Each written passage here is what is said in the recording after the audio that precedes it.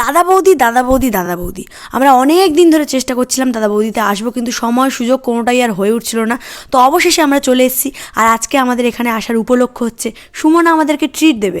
আর প্রতিবারের মতো এবারেও অদ্রিজা দেখো মুখ দেখাবে না, মানে কিছুতেই মুখ দেখাবে না। একটু মাথায় হাত বুলিয়ে বলছিলাম, মা একটু এদিকে তাকান, না ও তাকাবে না। আর এই যে আমরা লাইনে দাঁড়িয়ে পড়েছি, বেশিক্ষণ ওয়েট করতে হয়নি, আমাদেরকে 15 মিনিট মতো দাঁড়াতে হয়েছিল। প্রসঙ্গত এখানে একটা কথা বলে দিই, সুমনার বার্থডে গেছে জুলাই মাসে, আর ও আমাদেরকে ট্রিট দিচ্ছে ডিসেম্বরে। এর থেকে তোমরা কি শিক্ষা পেলে বলো তো? ধৈর্য কখনো হারিয়ে ফেলতে নেই, হাল ধরে থাকলে এরকম অসম্ভব অসম্ভব ট্রিটও পাওয়া যায়।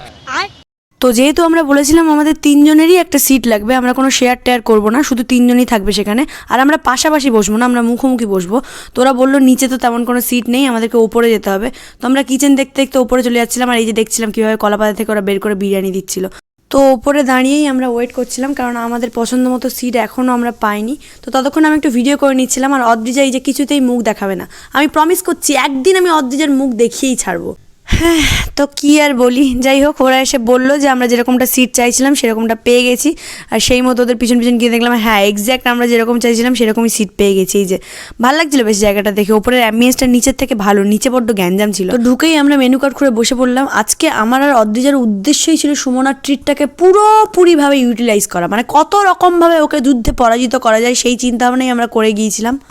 তবে হ্যাঁ, এখানকার অ্যাম্বিয়েন্সটা সত্যি খুব সুন্দর। যদি বার্থডে ট্রিট দেওয়ার থাকে তো এখানে আসাই যায়। তবে খাবারের যে এত হাইপ সেটা তো আমি খাবারটা খেয়েই বুঝবো কি না। যদিও আমি এর আগে একবারই এসেছিলাম এখানে, তো প্রথমেই আমরা নিয়ে নিয়েছিলাম স্টার্টারে ভাটিয়ালি কাবাব। আর সত্যি কথা বলতে গিয়ে এই কাবাবটার টেস্টটা খুবই সুন্দর ছিল, মানে খুবই সফট আর জুসি ছিল। আমরা তো নিতেই মাত্র খেতে শুরু করে দিয়েছিলাম। আর এই যে একটা জিনিস দেখাই, সুমনা বি লাইক, আমি যখন টাকা দিয়ে খাওয়াচ্ছি তখন আমি খাবারের একটা অংশও ছাড়বো না, আমি ঘাস পাতাও খাবো। যাই হোক, কাবাবটা সত্যিই খেতে সুন্দর ছিল, আমার তো খুবই ভালো লাগছিলো খেতে। এরপরে এই যে মেইন জিনিসটা চলে এলো আমাদের, আমরা অর্ডার করেছিলাম মাটন বিরিয়ানি আর চিকেন লাবাব ডাল।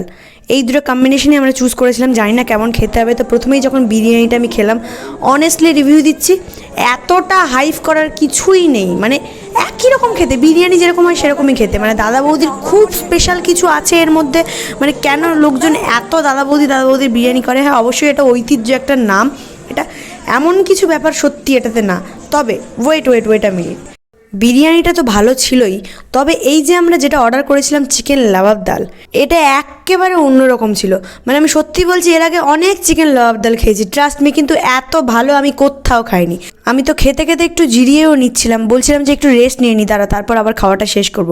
কিন্তু খাবারটা আমাকে শেষ করতেই হবে, কারণ এইভাবে ট্রিট আর কবে পাবো তার তো ঠিক নেই, কোন জন্মে আবারও ট্রিট দেবে জানি না। তো যাই হোক, এটা আমাদের বেশিই হলো, চিকেন লাবাব ডালটা আমরা শেষ করতে পারিনি। তো আমরা বললাম প্যাকেজিং করে দিতে, তো এই যে প্যাকেট করে দিয়ে দিয়েছে। এইবারে আসে বিল দেওয়ার পালাতে।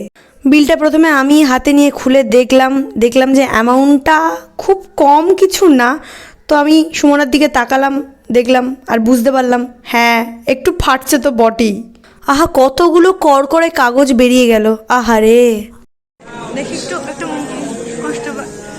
কষ্ট না, আমি স্বেচ্ছায় খাওয়াতে চেয়েছি। ওকে, ফাইন। তবে একটা জিনিস আমার মাথাতে ঘুরছিল যে আমারও বার্থডে অক্টোবরে চলে গেছে, আর আমারও এখনও ট্রিট দেওয়া হয়নি। তো এর পরের পালাটা অ্যাকচুয়ালি আমারই আসতে চলেছে, আর 2-3 দিনের মধ্যেই আমার পালা আসবে। আই এম ফিলিং, ও মা, আমার তো এবার ফেটে যাবে ভাই। যাই হোক, মিছরিগুলো তো তাই বলে ছাড়া যাবে না, মিছরিগুলো তো নিয়েই যেতে হবে। তো আজকের মতো খাবার দাবার আমাদের এখানেই শেষ। আর এই যে হাতে প্যাকেট নিয়ে চলে গেছি, এইটুকু আমরা শেষ করতে পারিনি, এটুকু বাড়ি গিয়ে আমরা শেষ করব। তো তারপর আমরা ফেরার পথ ধরলাম, যদিও খুব বেশি রাত এখনও হয়নি। আর এখান থেকে আমাদের 3 জনের ফিরতে মোটামুটি ওই 45 মিনিট মতো সময় লাগবে। তো আমরা রাস্তায় বেরিয়ে পড়েছি। আজকের মতো ব্লগটা আমরা এখানেই শেষ করছি। ওই যে পিছনে অদ্রিজা আসছে, যে কখনোই মুখ দেখাতে চায় না। যাই হোক, আজকের মতো টাটা। আর এই ফালতু ব্লগ ভালো লাগলে লাইক, শেয়ার, কমেন্ট, সাবস্ক্রাইব করে দিও তোমরা একটু, যদি ভালো লাগে আর কি। বাই।